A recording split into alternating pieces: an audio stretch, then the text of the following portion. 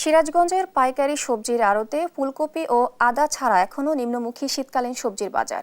এতে পাইকারি ও খুচরা ব্যবসায়ীরা লাভবান হলেও লোকসানের মুখে কৃষক। বিস্তারিত জানাতে সরাসরি যুক্ত হচ্ছেন সহকর্মী শুভ কুমার ঘোষ। শুভ, দাম কম হওয়ার কারণ নিয়ে কি বলছেন কৃষক এবং ব্যবসায়ীরা, আমাদের জানাবেন।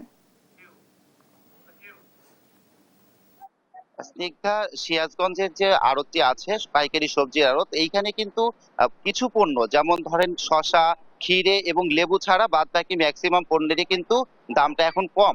এর ফলে কিন্তু ব্যবসায়ীরা বলছেন যে ব্যবসায়ীরা মধ্যম শ্রেণীর যারা ব্যবসায়ী আছেন, খুচরা ব্যবসায়ী, তারা লাভবান হলেও কৃষক কিন্তু ক্ষতিগ্রস্ত হচ্ছেন। এবং পাইকারি যারা আড়তদার আছেন তারা কিন্তু বলছেন তারা নির্দিষ্ট পরিমাণ একটা প্রফিট রাখলেও খুচরা ব্যবসায়ীরা অনেক সময় তাদের নিজস্ব কারসাজির কারণে সেই মূল্যটা কিন্তু বাড়িয়ে দেন।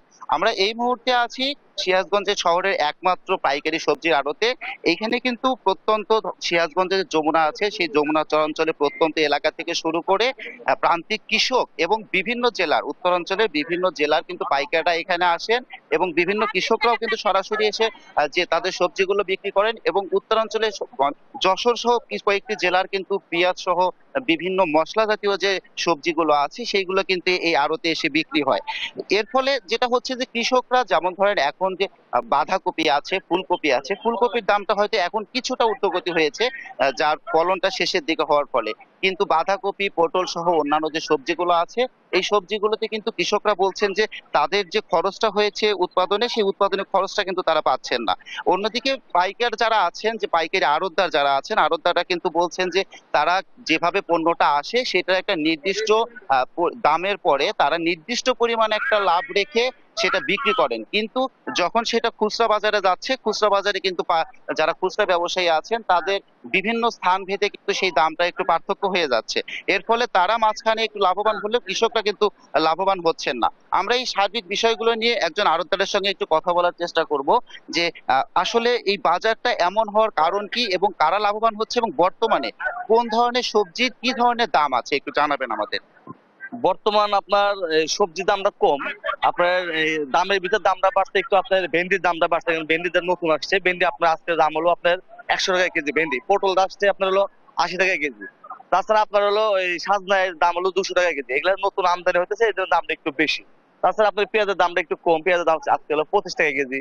আলু বিক্রি করতেছে আমরা 18 থেকে 20 টাকা কেজি। শশা আপনার গত এই রোজার 2 দিন আগে ছিল আপনার হলো 15 টাকা কেজি, সেই শশা আজকে বিক্রি হচ্ছে আপনার হলো 30 টাকা কেজি। ক্ষীরার দামটা একটু বেশি, 30 থেকে 25 টাকা কেজি।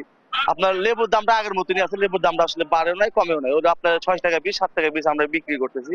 তাছাড়া আপনার এই শীতকালীন সবজি যেহেতু শেষের দিকে, একটু ফুলকপির দামটা একটু বেশি, যেটা 5 টাকা কেজি ছিল ফুলকপি, সেটা এখন বর্তমান দাম হচ্ছে আপনার 20 টাকা কেজি। তাছাড়া বেগুনের দামটা গত সপ্তাহের চেয়ে আজকে একটু কম। গত সপ্তাহে বেগুন ছিল আপনার হলো 60 টাকা কেজি, আজকে সেটা পাইকারি বিক্রি হচ্ছে 15 থেকে 20 টাকা কেজি পাইকারি বিক্রি হচ্ছে বেগুন। সবকিছু দামে ওটা সাধ্যের ভিতরে আছে বর্তমান।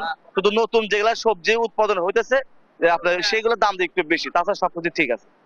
এখান থেকে মাঝখানে লাভবান হচ্ছে কারা এবং ক্ষতিগ্রস্ত হচ্ছে কারা? আসলে এই ক্ষতিগ্রস্ত বলতে যে এই কৃষকেই ক্ষতিগ্রস্ত হচ্ছে। যেমন গতকাল রাতে আমরা মরিচ, কাঁচা মরিচ বিক্রি করছি মাত্র 13 টাকা কেজি। সেটা আপনার খুচরা বাজারে তো আসলে এটা 13 টাকা কেজি বিক্রি করবে না, তারা অত মরিচ ধরেন যে 10 টাকা 15 টাকা কেজি লাভ করে বিক্রি করতেছে।